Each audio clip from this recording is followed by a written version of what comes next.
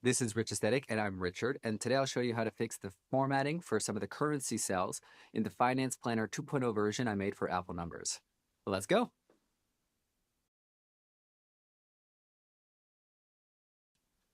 Okay, so if you first off, if you're new to the channel or you're just by chance happening across this video, a couple weeks ago I released this video, link up here, where I go into detail with what's new in the version 2.0. It's largely unchanged from the version 1.0, but one of the big features was bidirectional currency switching, which is the reason I didn't hard set the currency format, because if you were to change the currency, but I had hard set the currency as, let's say, USD, you would not see that change reflected.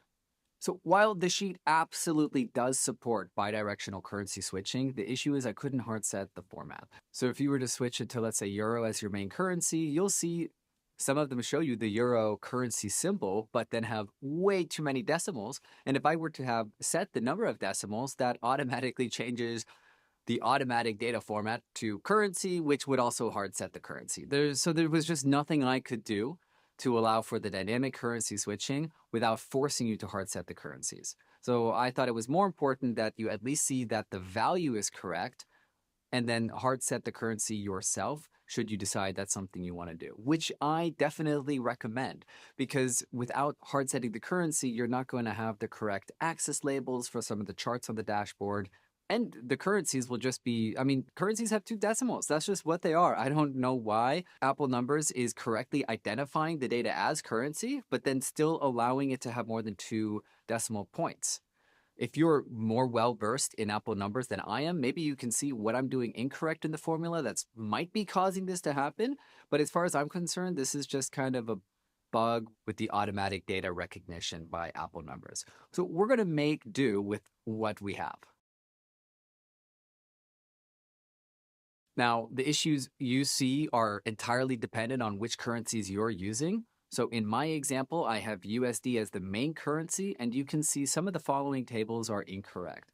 First up, the net worth section underneath the title of the sheet, you can see here, is incorrectly formatted. The recurring expenses per account table, swipe on over to the right, you can see that is correctly formatted.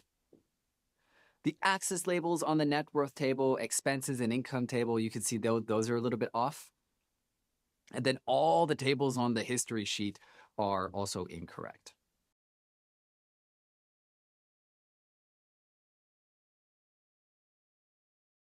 For those of you still watching, let's take a closer look as to how to do this. So I'm going to start with the net worth cell that is on the dashboard underneath the title, like I said.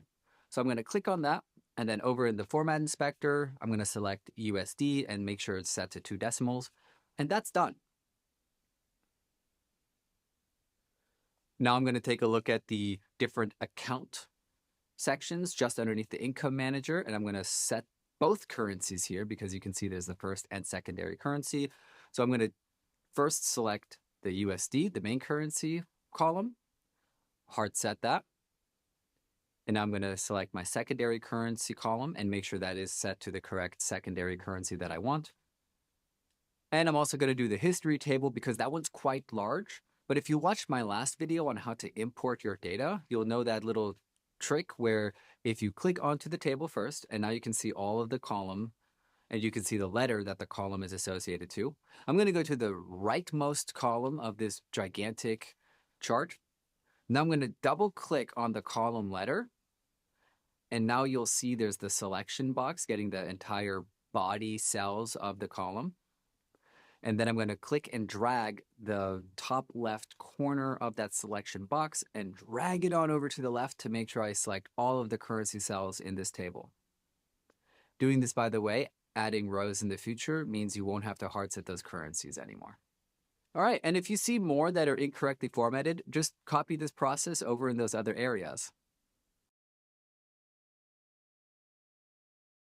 Again, I hope you're finding these tutorials helpful. If you know anyone else using the sheet, consider sharing these tutorials with them to make sure that they get it working exactly how they need it to.